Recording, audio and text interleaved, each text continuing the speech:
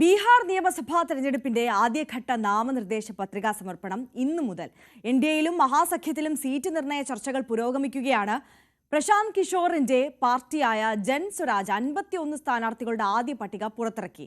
അധികാരത്തിലെത്തിയാൽ എല്ലാ കുടുംബങ്ങളിലെയും ഒരാൾക്ക് സർക്കാർ ജോലി നൽകുമെന്നാണ് തേജസ്വി യാദവിന്റെ പ്രഖ്യാപനം. തേജസ്വിയെ മുഖ്യമന്ത്രി സ്ഥാനാർത്ഥിയായിട്ടുള്ള പ്രഖ്യാപനം ഉടൻ ഉണ്ടാകുമെന്നാണ് പ്രതീക്ഷിക്കുന്നത്. ER രാഗേഷ് ഉണ്ട് നമുക്കൊപ്പം നാഷണൽ ഡെസ്കിൽ നിന്ന്. ER very good morning. കഴിഞ്ഞ ദിവസങ്ങളിലെല്ലാം നമ്മൾ സംസാരിച്ചതുപോലെ തന്നെ ഈ സീറ്റ് വിഭജനത്തിൽ ഇപ്പോഴും ഒരു അന്തിമ ധാരണയിലേക്ക് എത്താൻ പ്രത്യേകിച്ച് NDAയ്ക്കുള്ളിലായിട്ടില്ലേ?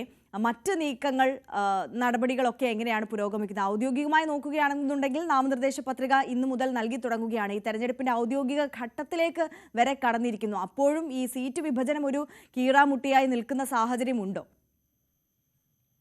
Good morning. ഏതായാലും 243 അംഗ നിയമസഭയിൽ 121 മണ്ഡലങ്ങളിലാണ് ആദ്യഘട്ടത്തിൽ വോട്ടെടുപ്പ് നടക്കുന്നത്. ഈ ആദ്യഘട്ട വോട്ടെടുപ്പിന്റെ പത്രികാ സമർപ്പണമാണ് ഇന്ന് ആരംഭിക്കുക. ആര്യ സൂചിപ്പിച്ച പോലെ തന്നെ 7 ദിവസം മാത്രമാണ് ഇനി ആദ്യഘട്ട വോട്ടെടുപ്പിന് പത്രിക സമർപ്പിക്കാൻ ബാക്കിയുള്ളത്. പക്ഷേ ഒരു അന്തിമ പ്രഖ്യാപനത്തിലേക്ക് രണ്ട് മുന്നണികളും വന്നിട്ടില്ല. ചെറുകക്ഷികൾ ഈ രണ്ട് മുന്നണികളിലും തലവേദന ഉണ്ടാക്കുന്നുണ്ട്. NDAയുടെ കാര്യത്തിലേക്ക് വരികയാണെങ്കിൽ HAM-ഉം ഒപ്പം തന്നെ ചിരാഗ് പാസ്വാന്റെ ലോക് ജനശക്തി പാർട്ടിയും രാംവിലാസ് പാർട്ടിയും കുഴപ്പങ്ങൾ ഉണ്ടാക്കുന്നുണ്ട്. അതായത് അവരുമായുള്ള ധാരണയിലേക്ക് ഇതുവരെ എത്തിയിട്ടില്ല. പ്രത്യേകിച്ച് ചിരാഗ് പാസ്വാനുമായി ഇന്നലെ കേന്ദ്രമന്ത്രി ബീഹാറിൽ നിന്നുള്ള നേതാവുമായി നിത്യാനന്ദ റായ് ചർച്ച നടത്തിയിരുന്നു. ഈ ചർച്ചയിൽ ശേഷം നിത്യാനന്ദ റായ് പ്രതികരിച്ചത് കാര്യങ്ങൾ പോസിറ്റീവാണ് എന്നാണ്. പക്ഷേ ചില നിലപാടുകൾ പാസ്വാൻ മുന്നോട്ട് വെച്ചിട്ടുണ്ട്. അത് അംഗീകരിക്കാൻ BJP ഇപ്പോൾ നിലവിൽ തയ്യാറായിട്ടില്ല. കാരണം ആദ്യഘട്ടത്തിൽ 40 സീറ്റുകൾ വേണമെന്ന ആവശ്യമാണ് LJP മുന്നോട്ട് വെച്ചിരുന്നത്.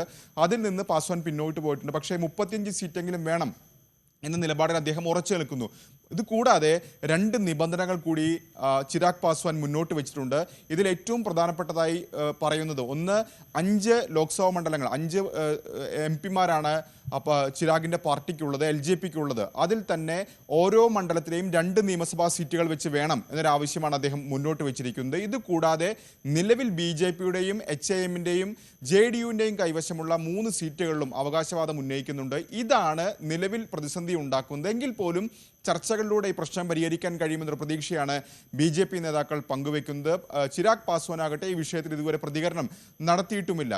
ഇന്ത്യ സഖ്യത്തിലേക്ക് വരികയാണെങ്കിൽ അവിടെയും VIP അടക്കമുള്ള പാർട്ടികളുമായി ഇതുവരെ ചർച്ച പൂർത്തിയായിട്ടില്ല. പ്രത്യേകിച്ച് 40 സീറ്റുകൾ വേണമെന്ന ആവശ്യമാണ് മുകേഷ് സൈനി മുന്നോട്ട് വെക്കുന്നത്. അതിലേക്ക് ഇതുവരെ ഒരു ധാരണയിലേക്ക് എത്തിയിട്ടില്ല. മാത്രവുമല്ല അധികാരം ലഭിച്ചാൽ ഉപമുഖ്യമന്ത്രി സ്ഥാനം വേണമെന്നൊരു ആവശ്യം അദ്ദേഹം മുന്നോട്ട് വെക്കുകയും ചെയ്തിട്ടുണ്ട്. ഏതായാലും ചർച്ചകൾ ഉടൻ തന്നെ പൂർത്തിയാക്കുമെന്ന് തന്നെയാണ് 2 കക്ഷികളും അറിയിക്കുന്ന പ്രധാനപ്പെട്ട കാര്യം. ഇതിനിടയിൽ തന്നെ തേജസ്വി യാദവിനെ മുഖ്യമന്ത്രി സ്ഥാനാർത്ഥിയായി പ്രഖ്യാപിക്കാം എന്ന തീരുമാനത്തിലേക്ക് ഇപ്പോൾ ഏതായാലും ഇന്ത്യ സഖ്യത്തിൽ ഒരു ധാരണയിൽ എത്തിയിട്ടുണ്ട്. നേരത്തെ കോൺഗ്രസ് തന്നെയാണ് ഇപ്പോൾ ഈ ഘട്ടത്തിൽ അത്തരമൊരു പ്രഖ്യാപനം ഉണ്ടായിട്ടില്ല. അങ്ങനെ തീരുമാനമുണ്ടെങ്കിൽ അത് RJDയുടെ മാത്രം തീരുമാനമായിരിക്കുമെന്ന് പരസ്യമായി പ്രതികരിച്ചിരുന്നു. ഏതായാലും ഇപ്പോൾ ഈ ഘട്ടത്തിൽ 2 മുന്നണികളും ഏറ്റവും ശ്രദ്ധ വയ്ക്കുന്നത് വോട്ടർമാരെ ആകർഷിക്കാൻ തന്നെയാണ്. പ്രത്യേകിച്ച് നേരത്തെ സർക്കാർ ചില പ്രഖ്യാപനങ്ങൾ നടത്തിയിരുന്നു. പ്രത്യേകിച്ച് സ്ത്രീ വോട്ടർമാരെ ലക്ഷ്യമിട്ടുകൊണ്ട് മുഖ്യമന്ത്രി മഹിളാ റോസ്ഗർ യോജന പ്രഖ്യാപനം കഴിഞ്ഞ ആഴ്ചയാണ് നടത്തിയത്. ഏതാണ്ട് 10,000 രൂപ തൊഴിൽ ആവശ്യങ്ങൾക്കായി സ്ത്രീകളുടെ ഏതാണ്ട് 25 ലക്ഷം സ്ത്രീകളുടെ അക്കൗണ്ടിലേക്ക് ആ പണം എത്തുന്ന പദ്ധതിക്ക് തുടക്കം കുറിച്ചിരുന്നു. ഇന്നലെ തേജസ്വി യാദവ് ഒരു പ്രഖ്യാപനം നടത്തിയിട്ടുണ്ട്. അധികാരത്തിലെത്തിയാൽ 20 ദിവസത്തിനുള്ളിൽ ഓരോ കുടുംബത്തിൽ നിന്നും ഒരാൾക്ക് സർക്കാർ ജോലി നൽകുമെന്ന പ്രഖ്യാപനമാണ് ഇപ്പോൾ തേജസ്വിയുടെ ഭാഗത്തുണ്ടായിട്ടുള്ളത്. അതായത് യുവാക്കളെ ലക്ഷ്യമിടുന്നു, യുവ വോട്ടർമാരെ ലക്ഷ്യമിട്ടുള്ള നീക്കം ഇപ്പോൾ മഹാസഖ്യവും നടത്തുന്നതെന്നാണ് പ്രധാനപ്പെട്ട കാര്യം. ഏതായാലും സീറ്റ് നിർണയ ചർച്ചകൾ ബീഹാറിൽ പുരോഗമിച്ചുകൊണ്ടിരിക്കുകയാണ്. ആര്യ.